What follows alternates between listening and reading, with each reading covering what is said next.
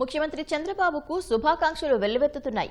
సీఎంగా తొలిసారిగా బాధ్యతలు స్వీకరించి నేటితో 30 సంవత్సరాలు పూర్తి చేసుకున్న సందర్భంగా ఆయనకు మంత్రులు అనగాని సత్యప్రసాద్, పయ్యావుల కేశవ్, ఆనం రామనారాయణ రెడ్డి, మండిపల్లి రాంప్రసాద్ రెడ్డి, ఎమ్మెల్యే సోమిరెడ్డి చంద్రమోహన్ రెడ్డి హృదయపూర్వక శుభాకాంక్షలు తెలిపారు. తెలుగు నేలపై 4 సార్లు సీఎంగా 14 ఏళ్ల 11 నెలలు పనిచేసిన ఏకైక వ్యక్తిగా చంద్రబాబు రికార్డు సృష్టించారని మంత్రి అనగాని అన్నారు. రాష్ట్ర స్థాయిలోనే కాదు దేశ రాజకీయాల్లోనూ అనేక సంక్షోభాలను పరిష్కరించిన చాణక్యుడని కొనియాడారు. ఆనాడు హైదరాబాద్ను అంతర్జాతీయ నగరంగా తీర్చిదిద్దారని, ఇప్పుడు అమరావతిని ప్రపంచం అబ్బురపడే నగరంగా తీర్చిదిద్దబోతున్నారన్నారు. అభివృద్ధిపై అంకితభావం, రాష్ట్రాన్ని సమగ్రంగా తీర్చిదిద్దాలన్న చంద్రబాబు దూరదృష్టి భావితరాలకు మార్గదర్శిగా నిలుస్తుందని మంత్రి పయ్యావుల అన్నారు.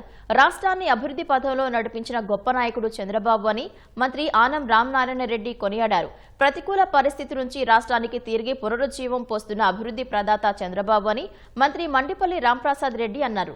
సుపరిపాలనకు చంద్రబాబు మారు పేరు అని సోమిరెడ్డి చంద్రమోహన్ రెడ్డి అన్నారు.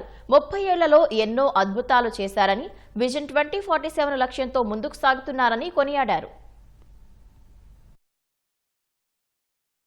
1995 సెప్టెంబర్ 1 మొదటిసారి ముఖ్యమంత్రిగా చంద్రబాబు నాయుడు గారు ప్రమాణ స్వీకారం చేశారు. ఇప్పటికి 30 ఇయర్స్ అయింది, 30 ఏళ్ళు అయింది. అప్పుడు ఆయన బ్రాండ్ జన్మభూమి 2020, అక్కడ ఉన్న సైబరాబాద్ సిటీ, ఇవన్నీ ప్రజల వద్దకు పాలన, ఇవన్నీ ఆయన ఆ 3 టర్మ్స్ చూసాము. ఇప్పుడు 4th టర్మ్.